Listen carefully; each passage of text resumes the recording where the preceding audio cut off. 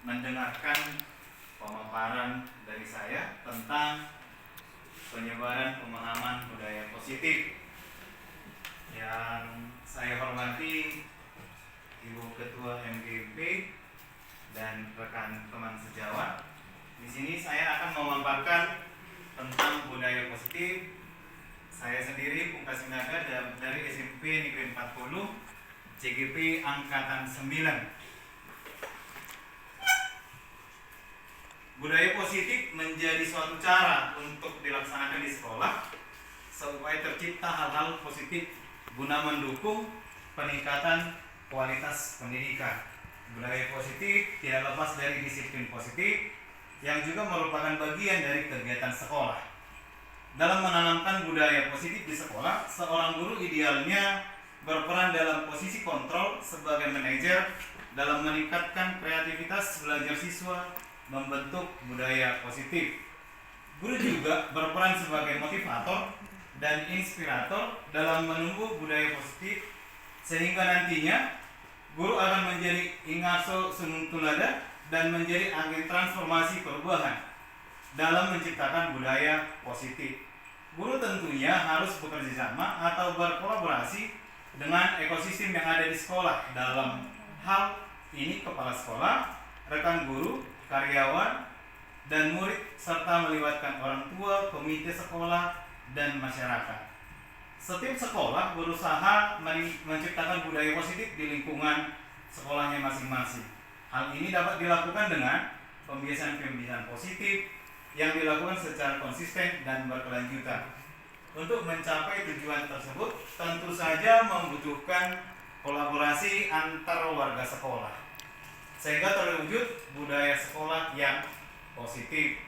Adapun budaya-budaya positif ini adalah yang pertama, perubahan paradigma belajar, disiplin positif, nilai-nilai kebajikan, motivasi perilaku manusia, kebutuhan dasar manusia, posisi kontrol guru, keyakinan kelas, dan segitiga restitusi. Di sini ada miskonsepsi tentang teori kontrol. Ilusi guru mengontrol murid, sedangkan ilusi bahwa semua penguatan positif efektif dan bermanfaat. Sedangkan ilusi bahwa kritik dan membuat rasa bersalah mampu menguatkan karakter. Ilusi juga bahwa orang dewasa berhak memaksa. Itulah miskonsepsi tentang teori kontrol. Ada di sini mengubah paradigma stimulus respon dengan pendekatan teori. Yang pertama ada stimulus respon, ada teori kontrol. Yang termasuk ke stimulus respon, yang pertama realitas atau kebutuhan kita sama. Semua orang melihat hal yang sama. Kita mencoba mengubah orang agar berpandangan sama dengan kita. Perilaku buruk dilihat sebagai suatu kesalahan. Orang lain bisa mengontrol saya bisa mengontrol orang lain. Pemaksaan ada pada saat bujukan gagal, model berpikir menang atau kalah. Sedangkan teori kontrolnya, realitasnya atau kebutuhannya kita berbeda. Setiap orang memiliki gambaran berbeda. Kita berusaha memahami pandangan orang lain tentang dunia. Semua perilaku memiliki tujuan.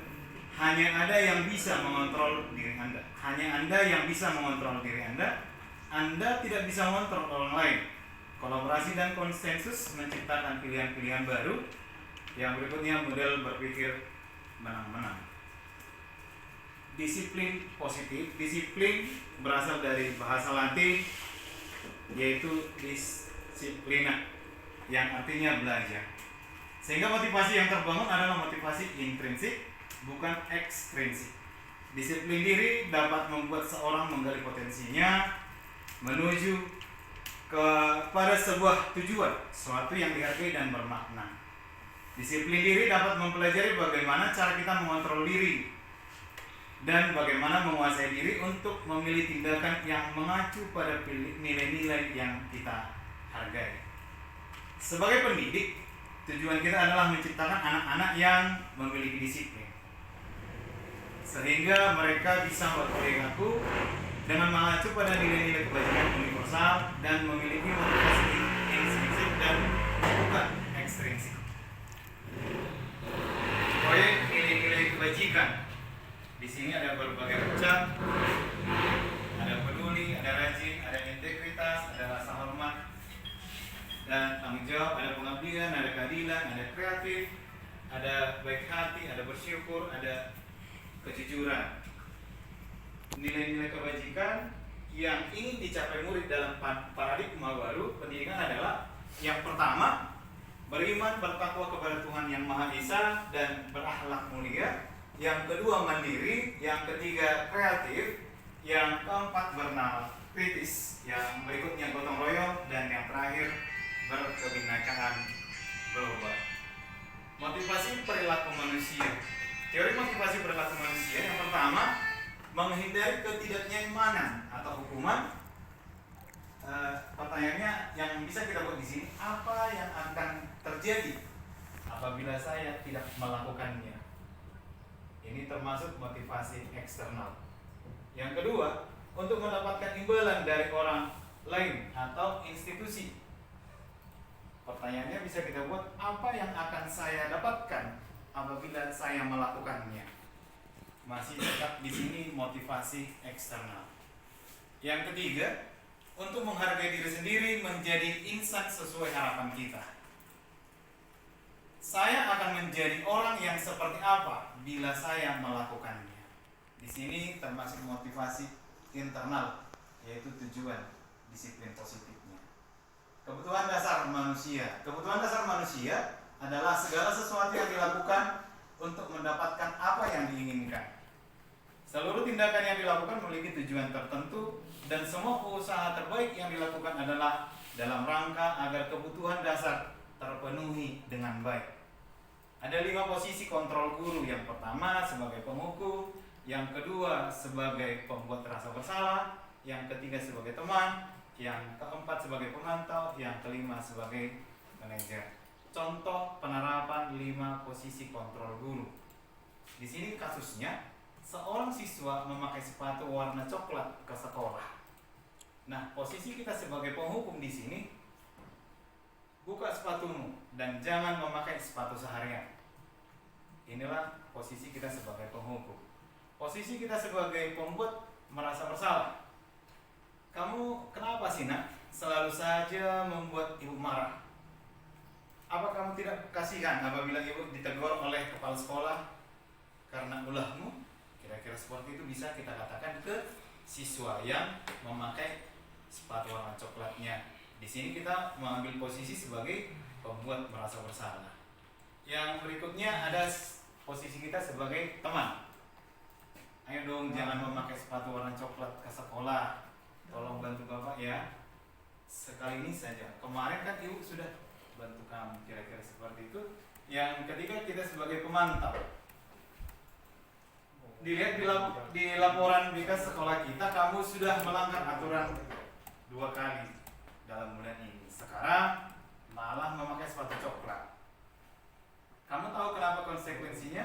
3 kali melakukan kesalahan dalam sebulan, panggilan orang tua. Inilah sebagai pemantau. Nah, sebagai manajer, apakah kamu tahu apa kesalahanmu? Apakah kamu ingin memperbaiki kesalahanmu? Kira-kira bagaimana kamu memperbaiki kesalahanmu?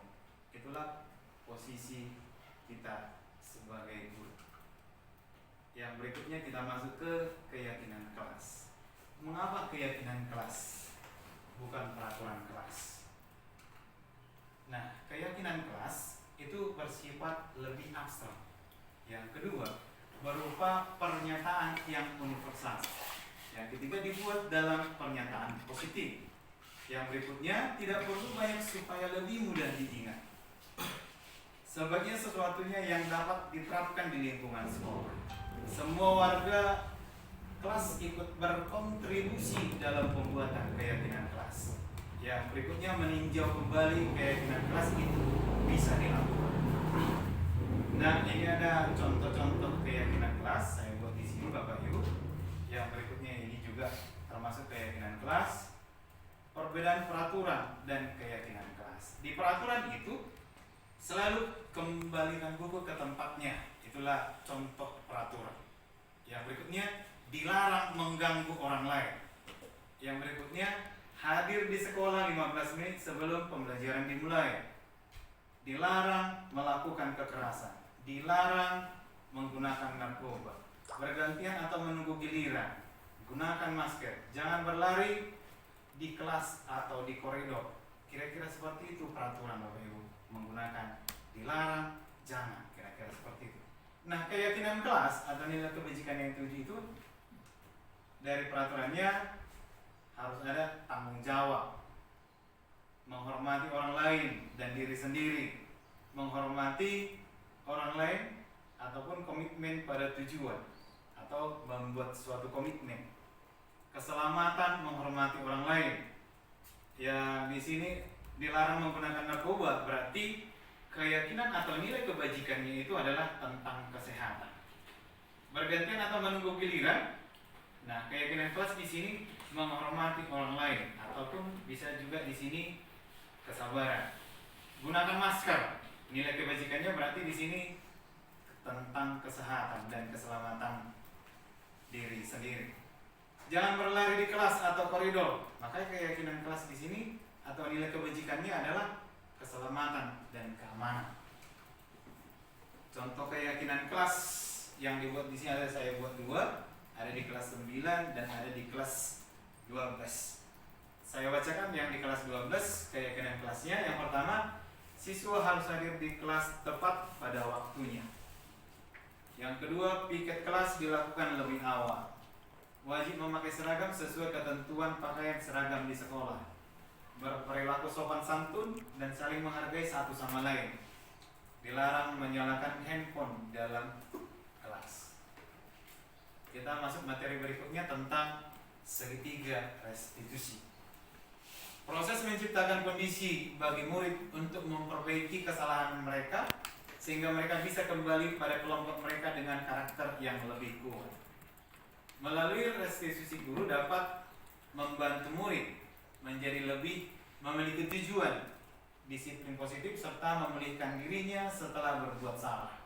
Yang berikutnya, membantu murid untuk jujur pada diri sendiri dan mengevaluasi dampak dari kesalahan yang dilakukan. Yang berikutnya, memberikan penawaran bukan paksaan. Segitiga restitusi itu ada 3. Yang pertama, menstabilkan identitas. Yang kedua, validasi tindakan yang salah. Yang ketiga, menanyakan keyakinan. Contoh di sini, menstabilkan identitas.